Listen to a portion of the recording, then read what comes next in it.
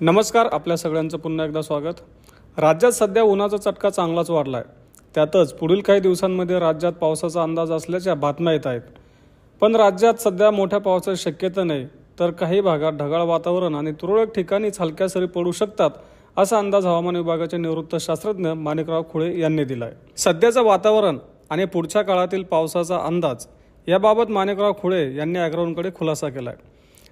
राज्यात 16 तारखेपासून पावसाचा अंदाज असल्याचं सांगितलं जात आहे। याविषयी बोलताना श्री खुळे यांनी सांगितलं की आजपासून 4 दिवसानंतर विदर्भातील केवळ अमरावती, नागपूर, गोंदिया आणि गडचिरोली अशा 4 जिल्ह्यांमध्ये 16 ते 19 मार्च म्हणजेच शनिवार ते मंगळवार दरम्यान केवळ ढगाळ वातावरण राहील। अगदीच तुरळक ठिकाणी किरकोळ अवकाळी पावसाची शक्यता दिसते।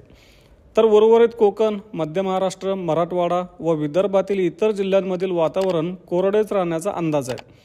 त्यामुळे या जिल्ह्यांमधील शेतकऱ्यांनी घाबरू नये। पुन्हा अवकाळी पावसाची शक्यता म्हणून बातमी शेतकऱ्यांच्या कानी येऊ शकते, मात्र शेतकऱ्यांनी विचलित होऊ नये असं आवाहनही श्री खुळे यांनी केलंय।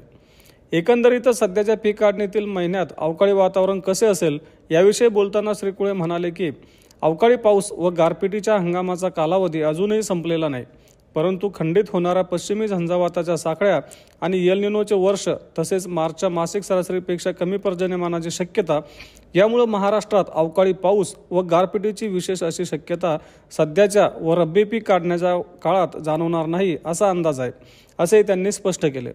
2 दिवसानंतर तापमानवाढीचे स्वरूप कसे असू शकते याविषयी त्यांनी सांगितलं की पश्चिम झंझावाताच्या साखळ्या खंडित होण्याच्या शक्यतेमुळे 6 महिने त्यांच्या संपूर्ण उत्तर भारतात अनुभवलेला पाऊस, हिमवृष्टी व थंडीचा कालावधी येथे संपुष्टात होण्याची शक्यता निसर्ग कालचक्राप्रमाणे आता निर्माण होत आहे। परिणामी शुक्रवार म्हणजेच 15 मार्चपासून महाराष्ट्रातही थंडी कमी होऊन कमाल व किमान तापमानात सरासरीपेक्षा 2 अंशांनी वाढ होण्याची शक्यता आहे, असा अंदाजही श्री खुळे यांनी व्यक्त केला आहे।